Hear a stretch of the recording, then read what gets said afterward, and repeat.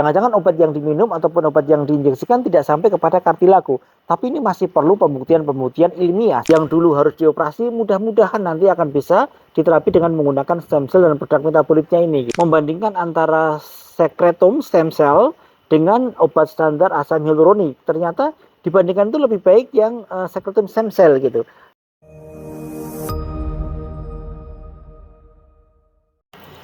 Baik, kembali menjawab pertanyaan. Ada satu pertanyaan yang cukup bagus ini.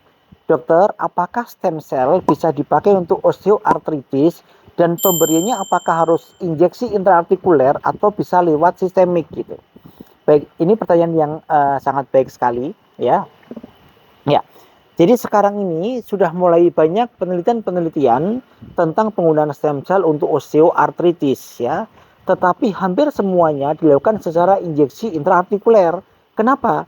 Karena kita tahu bahwa struktur sendi sendiri ya pada cartilage ataupun tulang rawan yang rusak pada osteoartritis ini dia bersifat avaskuler, artinya dia tidak ada peredaran darah ke sana gitu. Sehingga para ahli masih memperdebatkan gitu. Apakah pemberian obat-obatan secara sistemik dan secara oral akan bisa sampai untuk memperbaiki kartilago atau tidak gitu. Jadi para ahli masih memperdebatkan ini, jangan-jangan tidak sampai gitu. Jangan-jangan obat yang diminum ataupun obat yang diinjeksikan tidak sampai kepada kartilago. Tapi ini masih perlu pembuktian-pembuktian ilmiah secara terus-menerus gitu ya.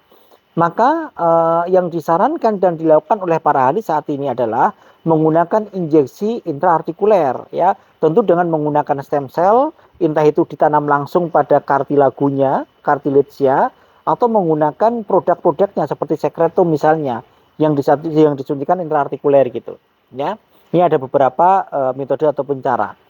Tetapi semua itu memang masih dalam tahap penelitian, jadi masih belum jelas apakah dia efektif atau tidak. Walaupun sudah banyak penelitian yang mengatakan efektif dan baik ya stem cell digunakan untuk osteoartritis gitu. Bahkan pengalaman kami pribadi itu memang beberapa pasien sangat baik hasilnya.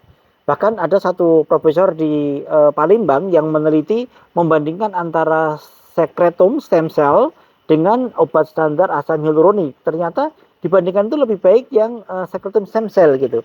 Dalam hal WOMAC score-nya, peningkatan pengurangan nyerinya, peningkatan kualitas hidupnya ya, dan beberapa parameter-parameter laboratorium lainnya gitu.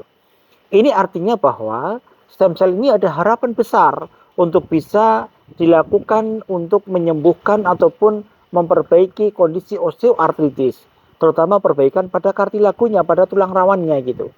Yang dulu harus dioperasi, mudah-mudahan nanti akan bisa diterapi dengan menggunakan stem cell dan produk metabolitnya ini gitu.